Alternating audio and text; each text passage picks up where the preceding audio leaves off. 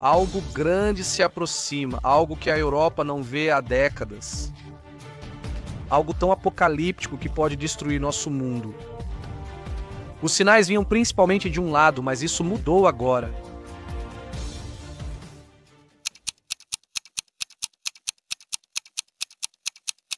Até agora, estávamos acostumados a ouvir o mesmo aviso repetidamente. Se alguém iniciar uma guerra entre grandes potências, será a Rússia. E se o Ocidente atacar primeiro?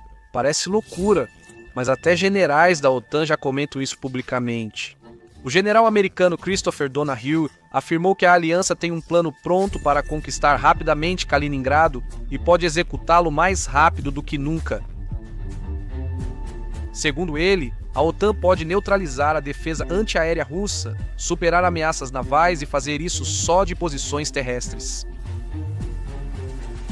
Se algo ocorresse, o ataque a Kaliningrado poderia acontecer em poucas horas, não dias ou semanas. Bem-vindo ao Além das Fronteiras, onde mostramos conexões ocultas, jogos de poder e conflitos que moldam o mundo.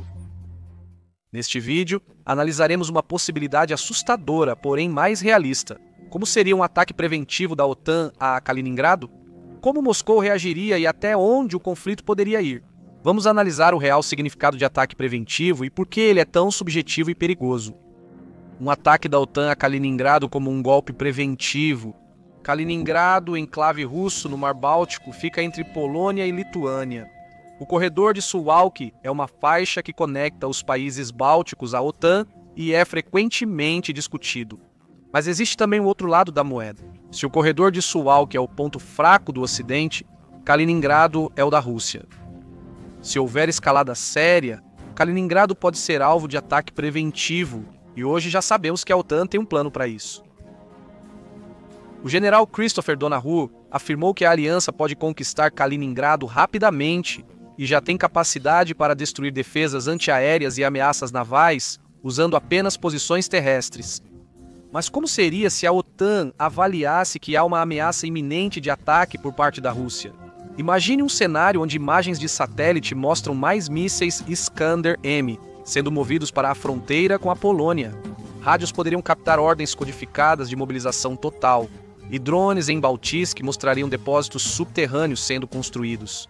Analistas alertariam que Moscou está preparando um ataque ao corredor de Suwałki nos próximos dias. Numa situação assim, a aliança poderia ativar o plano Baltic Dawn, uma intervenção para evitar que a Rússia haja antes que seja tarde.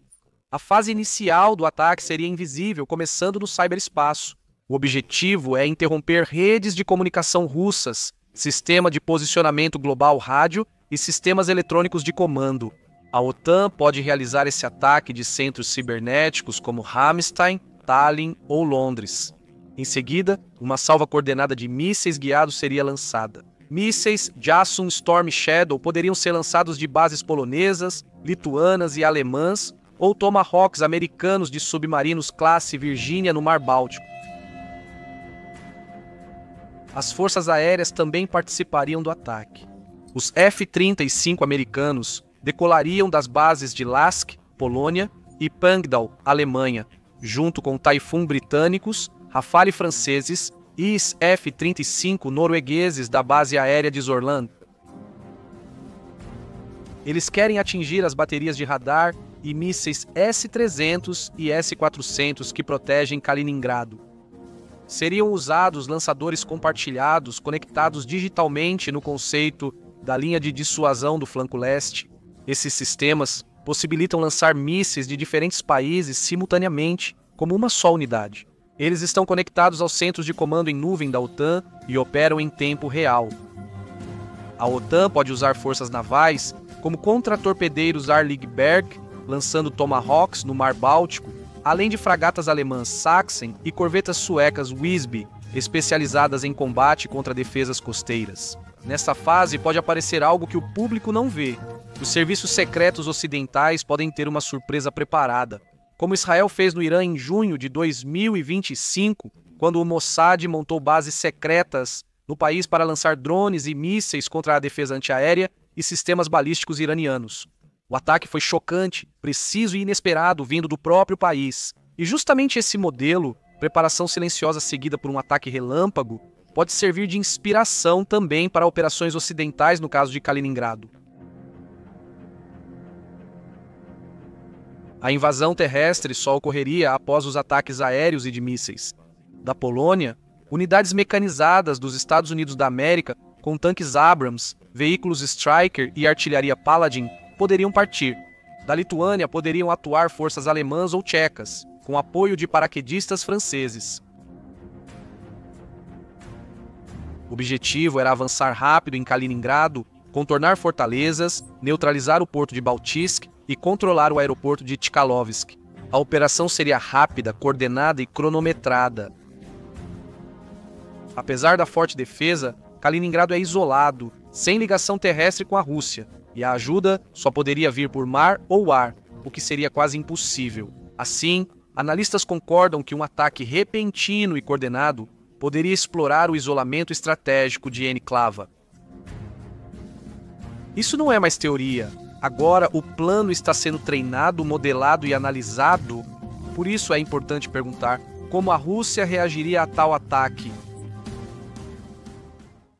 Ainda não terminamos. Se gostou do vídeo, elogie para ajudar a alcançar mais pessoas. Se quiser apoiar meu trabalho, contribua como forma de agradecimento.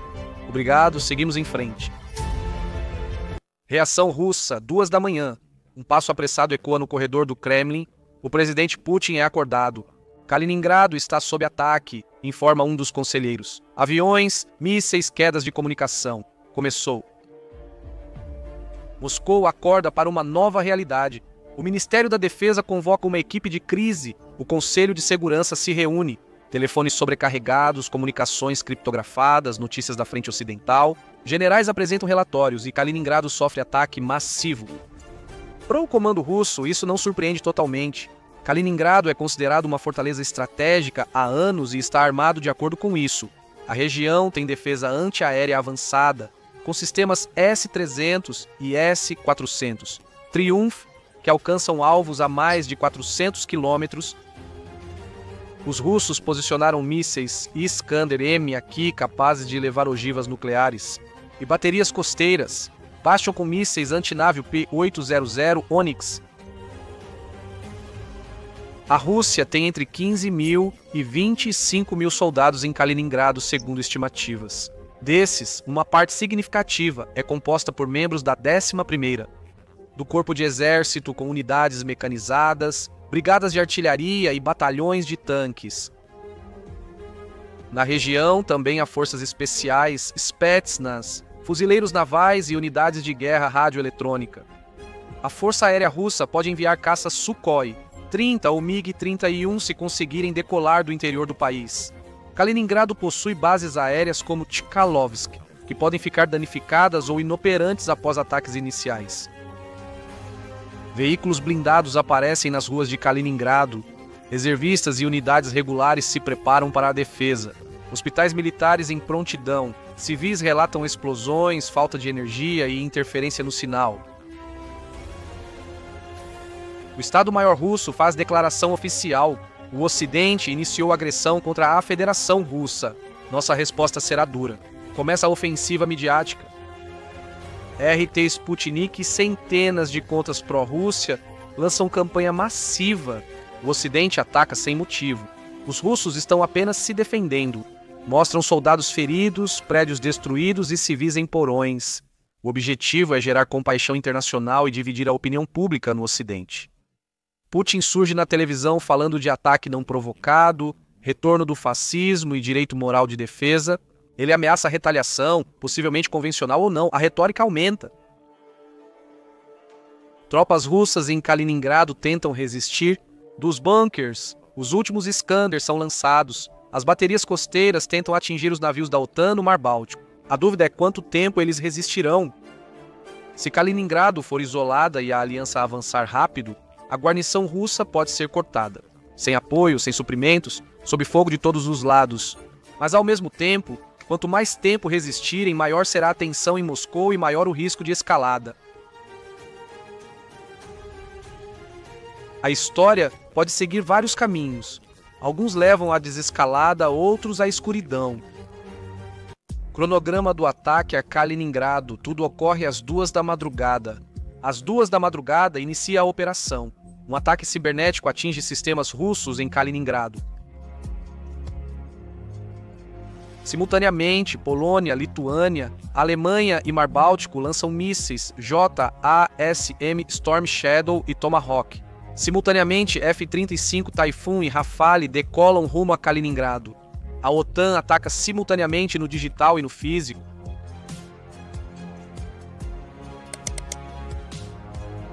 "15 minutos para as 3 da manhã.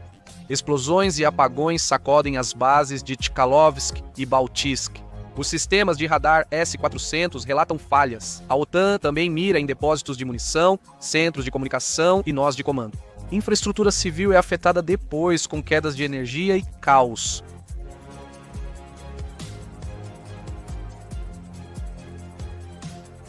Duas e meia da manhã. Kaliningrado responde. Sistemas russos tentam ativar linhas de backup. S-300 e S-400 abrem fogo, mas grande parte já foi neutralizada. Foram lançados vários Iskanders da região, provavelmente às cegas. Os soldados estão sem contato com Moscou e o comando improvisa. 4 horas da manhã, Moscou responde. Putin já acordou, o Conselho de Segurança se reúne e o exército recebe ordens. Kaliningrado não pode se render. O Distrito Militar Ocidental está em alerta. Tropas russas se deslocam para o oeste, mesmo sem poder alcançar o enclave N. 5 horas da manhã, a OTAN ataca pelo mar. Submarinos Virginia, fragatas Sachsen e corvetas Visby do Mar Báltico disparam mais salvas. Alvos, baterias costeiras, Bastion, lançadores PET-800 mísseis, Onyx e rotas de abastecimento. A Rússia tenta mover seus navios, mas a OTAN controla o espaço. 6 horas da manhã, ofensiva terrestre. Unidades mecanizadas cruzam a fronteira da Polônia e Lituânia, incluindo tanques Abrams, Marders e Panthers. Sob apoio aéreo, avançam para Kaliningrado de várias direções. O objetivo é cercar a cidade e ocupar os aeroportos, o porto e as principais vias de comunicação. 9 horas. O mundo despertou para uma nova realidade, com a mídia ocidental noticiando os primeiros tiros da guerra. Na Rússia, há programação especial após Putin anunciar ataque ao território russo. Em Nova York, o Conselho de Segurança da Organização das Nações Unidas é convocado. Bolsas caem, preços do petróleo e gás sobem, e a internet está cheia de notícias sobre Terceira Guerra Mundial. 22H, a cidade queima. Kaliningrado segue sob ataque à noite. As tropas da OTAN estão se aproximando do centro da cidade, onde estão ocorrendo combates de rua. Ao mesmo tempo, está acontecendo a evacuação dos civis. As tropas russas recuaram para várias zonas defensivas. A cidade está em grande parte isolada.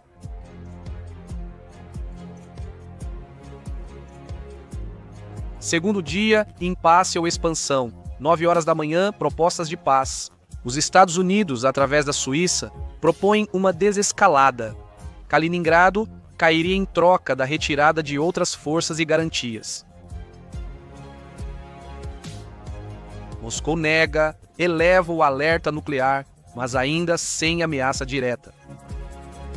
15 horas, divisão interna na OTAN. A Polônia, os países bálticos e a Grã-Bretanha pressionam para conquistar o enclave até o fim. Turquia, Hungria e parte do sul da Europa pedem suspensão da operação. A aliança só parece unida. Internamente surge um conflito sobre os próximos passos. Terceiro dia, primeira crise. Kaliningrado cai ou resiste. Se a OTAN dominou o enclave, a Rússia avalia se reage. Se Kaliningrado resiste, é questão de tempo. O mundo está tenso, China alerta para a escalada, Índia se mantém em silêncio e OECN está paralisada. O que vem a seguir? Escalada. Até onde esse conflito pode ir e qual a visão mundial? O ataque a Kaliningrado é só o início. A dúvida é se isso ficará restrito ao local ou se causará uma avalanche incontrolável. O primeiro cenário prevê resolução rápida. A Rússia protesta, mas Kaliningrado cai logo. OTAN propõe desescalada por garantias. Rússia recua para evitar guerra maior. Esse desdobramento seria extremamente arriscado, mas ao mesmo tempo geopoliticamente elegante. Isso significaria perda definitiva do enclave e grande humilhação para o Kremlin. Segundo cenário, Guerra convencional aumenta. Rússia atacaria bases na Polônia, Lituânia ou Alemanha com mísseis. Atacaria a logística da OTAN nos países bálticos. Ao mesmo tempo, ocorrem ataques cibernéticos, guerra de satélites e mobilização de reservas. Tudo isso levaria a Europa a um grande conflito em poucos dias. Existe ainda o cenário que ninguém quer discutir: escalada nuclear? Não uma troca total, mas um disparo demonstrativo. Por exemplo, uma explosão no mar ou em área desabitada como aviso. Mas uma vez que uma arma nuclear seja usada, mesmo que de forma limitada, será ultrapassada uma linha que a humanidade manteve por décadas. E ninguém sabe o que vai acontecer depois. As reações globais seriam imediatas, e os Estados Unidos provavelmente liderariam ainda mais a operação. Ativariam o artigo 5 e reforçariam tropas na Europa. O público americano se dividiria. Parte pediria postura mais firme. Outros temeriam uma terceira guerra. A China oficialmente pediria paz, mas observaria discretamente o enfraquecimento do Ocidente e da Rússia. Pequim poderia agir no Pacífico, como em Taiwan, se percebesse os Estados Unidos da América ocupados na Europa. A União Europeia ficaria abalada, a economia entraria em colapso e o fornecimento de energia estaria ameaçado. Ações caem e milhões entram em pânico, enquanto o mundo enfrenta incerteza financeira antes de outro míssil ser lançado. E a própria OTAN, unida externamente, mas internamente dividida, países bálticos, Polônia e Grã-Bretanha, pediriam resposta dura. Turquia, Hungria e Eslováquia hesitariam. Alguns pediriam suspensão da ofensiva, outros iriam além. Se o conflito se ampliasse, outras regiões como Balcãs, Ártico e Cáucaso seriam envolvidas. A ameaça de uma guerra global total pairaria no ar. E ninguém sabia se o mundo voltaria a ser como antes após tudo isso. Este é o caminho que pode ser desencadeado por um único ataque preventivo. A questão agora não é mais a possibilidade técnica, mas se alguém conseguirá interromper esse desenvolvimento a tempo. Conclusão: ainda dá para evitar a guerra? Isso não é ficção científica, videogame ou exercício militar. Hoje, generais, analistas e políticos falam abertamente sobre essa estratégia real. E cada passo que descrevemos é tecnicamente possível. A questão é, será que não é também inevitável? A guerra não começa no dia em que é dado o primeiro tiro. Ela começa muito antes, nas declarações, na desconfiança, no pequeno momento em que paramos de ouvir o outro lado e quando, no lugar da diplomacia, começamos a planejar um ataque. Se a OTAN atacasse primeiro, a Rússia chamaria isso de agressão. Se a Rússia atacasse primeiro, o Ocidente chamaria isso de guerra imperialista. Um ato militar gera várias histórias e, entre tantas interpretações, o essencial pode se perder: vidas humanas. Ainda há uma chance. Não é fácil nem popular, mas existe.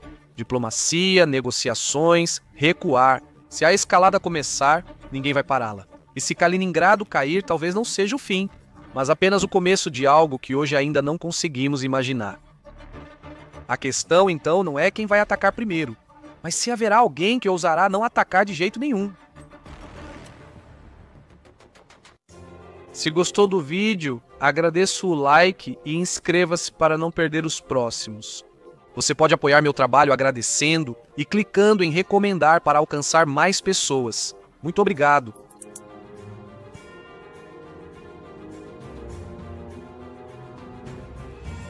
Obrigado pela atenção.